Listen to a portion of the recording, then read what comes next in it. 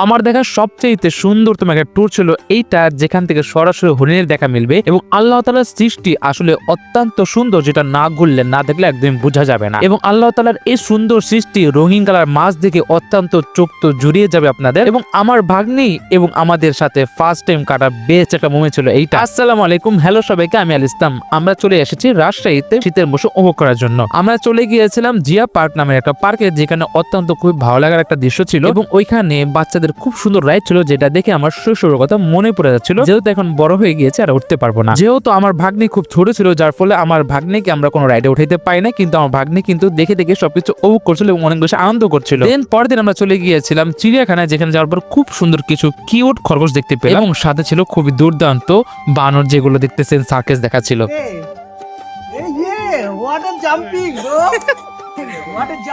সার্কাসে আছে, সার্কাসে না, ওইও বুঝছে যে আমার মানুষের ক্যামেরা করতেছে।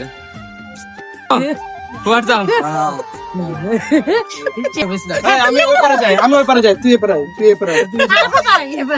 আমি পিছনে যাবো, কোনায় যাবো, জানা ওদিক সব এদিকে রাখবে না, তুমি যাও, এই কোণে দাও, তুমি ওদিক যাও। কেন সামনে বসতে ভয় লাগছে?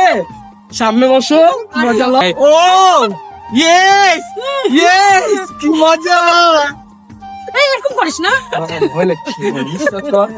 এবং তারপর খুব সুন্দর রঙিন কিছু আল্লাহ তাআলার অপরূপ সৃষ্টির মাছ দেখতে পেয়ে না চোখগুলো সম্পূর্ণ জুড়িয়ে যাচ্ছিল। তারপর আমরা সিক্রেটলি কিছু হরিণ দেখতে পাই, এত সুন্দর লাগতেছিল হরিণগুলো দৃশ্যটা ভাই। এবং আমি যখনই হরিণগুলোকে দেখি তখন আল্লাহ তাআলার সৃষ্টি উপভোগ করি, যে আল্লাহ তাআলার সৃষ্টি আসলে কত সুন্দর। এবং পশু পাখি এবং আল্লাহ তাআলার সৃষ্টি ঘুরে দেখার পর না আসলে অত্যন্ত মনের ভিতরে এত শান্তি ফিল হয়। আমি সবাইকে বলবো ঘুরেন ফিরেন উপভোগ করেন। তো যাই হোক, সবকিছু মিলে এই পর্যন্ত আমাদের মিনি ব্লগটা কেমন লাগলো অবশ্যই কমেন্ট করে যেতে ভুলবেন না। সবাই ভালো থাকবেন, সুস্থ থাকবেন, দেখা হবে নতুন কোনো ব্লগে। ততক্ষণ পর্যন্ত এই ব্লগটা এনজয় করুন। খোদা হাফেজ, আসসালামু আলাইকুম।